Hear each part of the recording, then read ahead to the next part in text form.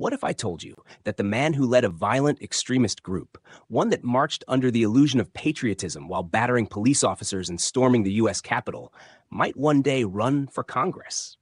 You'd think I was pitching a political satire sketch, right? You know, tonight I'm going to be signing on the J6 hostages' pardons. But no, that's Enrique Tarrio.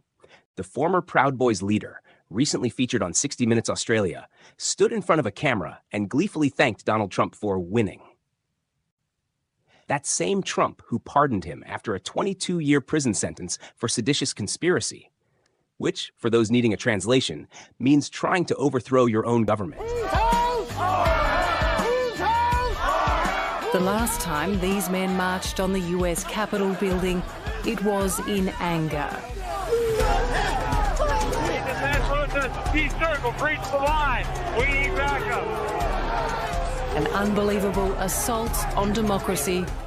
Nothing says land of the free quite like a guy convicted of attempting to dismantle democracy, daydreaming about being Congressman Tarrio. Who says American ambition is dead? If this kind of absurdity lights a fire in you, the good kind, not the kind that comes with tiki torches, then now's the time to act. Subscribe. Really. Hit that button. Because in a world where sedition is spun into political marketing and violent street gangs claim they're just cleaning up, we need more folks tuned into reality, not fantasy cosplay revolutions. We break these stories down, sift through the noise, and call things what they are. No euphemisms, no PR fluff, just the real deal.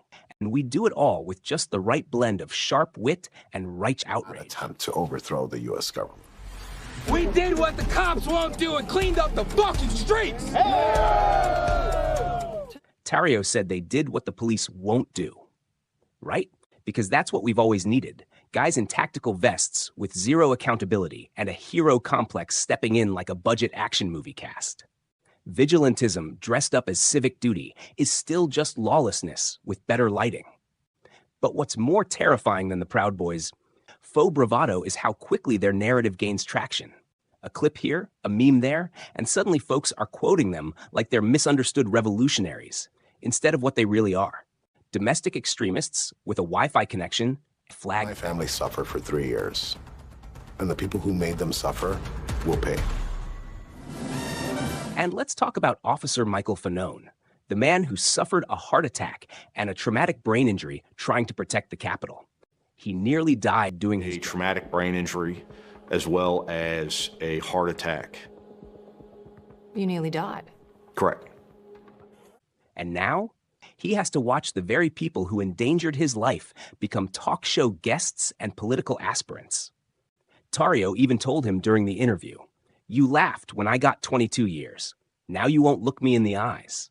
Sat right next to my mother and my wife in court as they sentenced me to 22 years.